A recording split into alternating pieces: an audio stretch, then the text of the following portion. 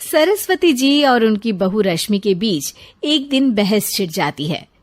आखिर किसका काम ज्यादा आसान है, बहू का या सास का? माँ जी, सास को काम ही क्या है, आपके सारे काम उंगलियों पे तो हो जाते हैं। कुछ भी। हाँ, हिसाब तो उंगलियों पे ही हो जाता है ना। अरे बेटा, ऐसा सिर्फ अभी लगता है। जो मुझे करना पड़ता है ना, वो तुझे करना पड़े तो समझ आएगा कि असली काम का पहाड़ कैसा होता है। ठेले बराबर वजन भी नहीं है आपके काम में, और बात पहाड़ों के वजन की कर रही हैं आप। तू ऐसा करती ही क्या है घर में बेटा, ये तो बता मुझे। मैं थोड़ी ना कुछ करती हूँ, सब जादू से हो रहा है इस घर में। अरे एक दिन मेरा काम करोगी तो समझ आएगा। Okay okay, shut up. कल से मैं घर के काम करूंगी और तू मेरी जगह हर चीज का हिसाब रखना, ठीक है? ठीक है, ये भी कर लेते हैं। ये सास बहू की डील के बारे में रश्मि के पति अमन को नहीं पता था और ना ही अमन के पिताजी सुरेश जी को। पर गेहूं के साथ साथ जैसे घुन भी पिस जाता है, ये दोनों भी पीसने वाले थे। सुबह अमन उठकर रेडी होता है ऑफिस जाने के लिए, तो पता है उसके कपड़े नहीं निकले हुए हैं। अरे रश्मि, तुमने मेरे कपड़े नहीं निकाले? अपनी माँ से पूछो ना, उन्हीं का काम है ये। अमन अपनी माँ के पास जाता है। अब मेरे कपड़े आज आप देने वाले हो क्या माँ? हाँ, देना तो मुझे ही चाहिए, पर तेरी बहू ने कपड़े धोने ही नहीं डाले, तो कोई भी धुला हुआ कपड़ा नहीं है बेटा। हैं? ऐसा क्यों? कपड़े तो धोने आप ही देते हो ना माँ? अरे बहू ने तुझे बताया नहीं, अब हम अदल बदल गए हैं। मैं अब बहू और तेरी बीवी सास। अमन परेशान हो गया। वो बिना इस्त्री के कपड़े पहनकर ऑफिस चला गया।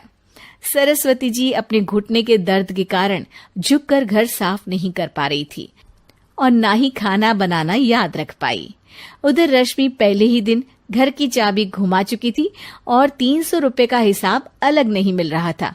पर दोनों का ही घमंड कैलाश पर्वत से भी बड़ा था और दोनों ही खेमे एक दूसरे की बात मानने को बिल्कुल तैयार नहीं थे। शाम को जब सुरेश जी और अमन खाना खाने बैठते हैं तो सरस्वती जी उनके सामने गाजर और पपीते लाकर रख देती हैं। अरे माँ, ये क्या है? ख्याली पुलाव के साथ सलाद। माँ जी खाना बनाना भूल गई लगता है। अरे एक एक चमन्नी का हिसाब है मेरे पास, खाना बनाना कैसे भूल जाऊंगी? ये तो मैंने पढ़ा था कि फल फ्रूट खाने से सेहत अच्छी रहती है, इसीलिए ये ले, एक फल खा ले। रात को सुरेश जी और अमन अपनी मीटिंग बिठाते हैं अकेले में। बाबूजी, इनकी लड़ाई के कारण ना हमें ठीक से खाना मिल रहा है, उल्टा घर के सारे काम रुक गए हैं। हाँ बेटा, 2 भैंसों की लड़ाई में बेचारे खेत के पौधों का भी नुकसान हो रहा है। पर पापा, क्या बताऊं आपको, मैंने माँ को इस महीने की 2 तारीख को बिजली के बिल के पैसे दिए थे। आज बिल भरने के लिए मांगने गया तो पता चला कि रश्मि उन पैसों से गैस सिलेंडर ले आई। अच्छा, तो सिलेंडर के पैसों का क्या हुआ?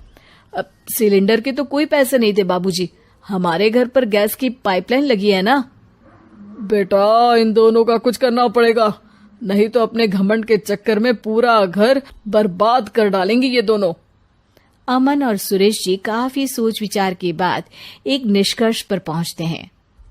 रात ही को दोनों अपनी पत्नियों की अलमारी से नई साड़ी निकालते हैं और सुबह जब रश्मि और सरस्वती जी उठते हैं तो देखते हैं कि दोनों पति साड़ी पहनकर चढ़ाव पर सब्जियां काट रहे हैं। अरे ये सब क्या हो रहा है? क्या हो रहा है मतलब? आप दोनों अदल बदल हो सकते हो तो हम क्यों नहीं? अरे क्या मतलब?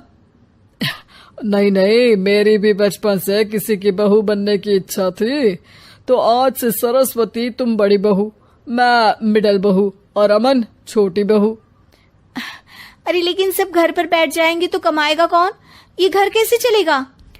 अब वो तो भैया या बाकी लोग जाने, अब हमने भी अदल बदल कर ही लिया है तो कुछ नहीं हो सकता। रश्मि और सरस्वती जी को समझ में आ जाता है कि उन दोनों की आपस की डील की वजह से इन दोनों को बहुत तकलीफ हो रही है और उनके ईगो ने दूसरों को कितनी यातनाएं दी है। अब असल में माँ जी आप सही थी, सास बनना बहुत मुश्किल है। अरे हाँ बेटा, और तू भी, मुझसे तो नहीं हो पाया सब घर के काम, वापस बदल ले क्या? हाँ हाँ बिल्कुल माँ जी, और अब आप दोनों भी बदल लीजिए, कोई आ गया तो आप दोनों को देखकर क्या सोचेगा।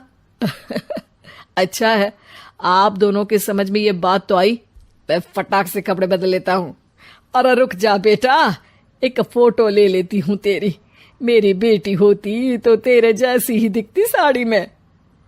और मेरा फोटो नहीं लोगी?